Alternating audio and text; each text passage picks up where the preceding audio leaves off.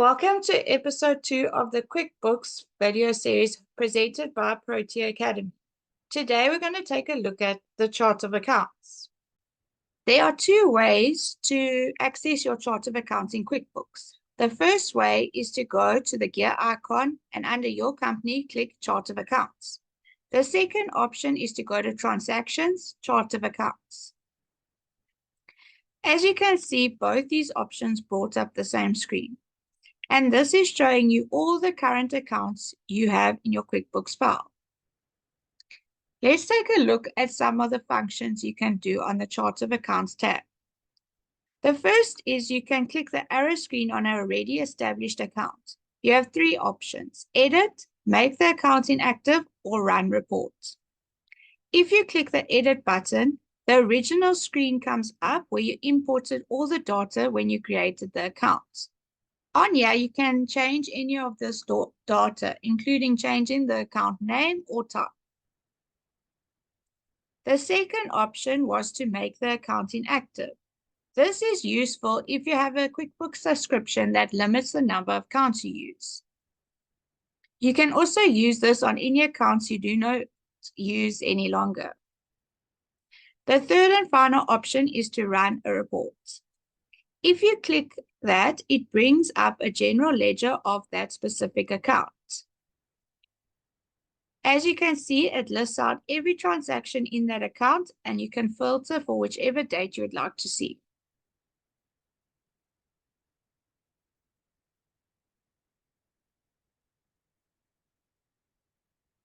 We also have the View Register button on your already established accounts. This is mainly used for the bank accounts. If you click on the View Register button, you'll see that the transactions come up individually as well. You can also look here which items have been reconciled or cleared. If you click on a specific transaction, you'll also have options to edit and delete that transaction.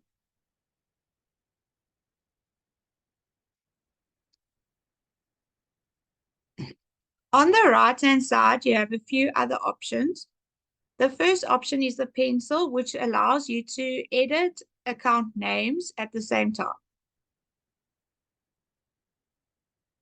You also have the print icon where you can print out your chart of accounts, and the gear icon.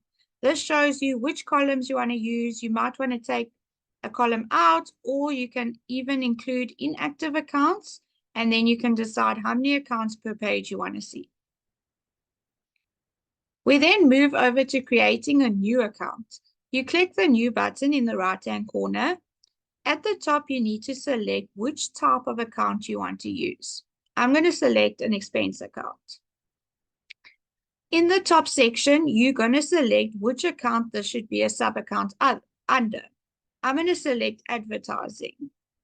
The next option is to select which account it should go under for tax purposes.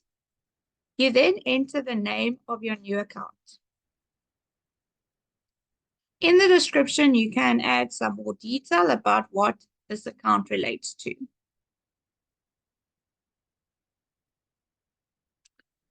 The bottom is a preview of how it will look on the profit and loss. If you're happy with your selections, you then go to Save.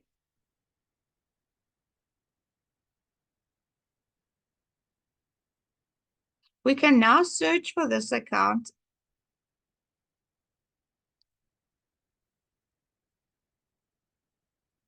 If we did want to make some changes, we go and click the Edit button, and then we can make whichever changes we need to make to this account.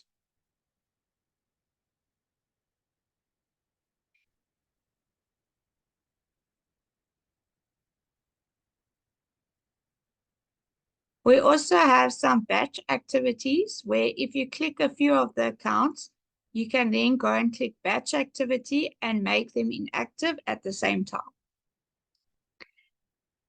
These are the main functions you can find on your Chart of Accounts tab.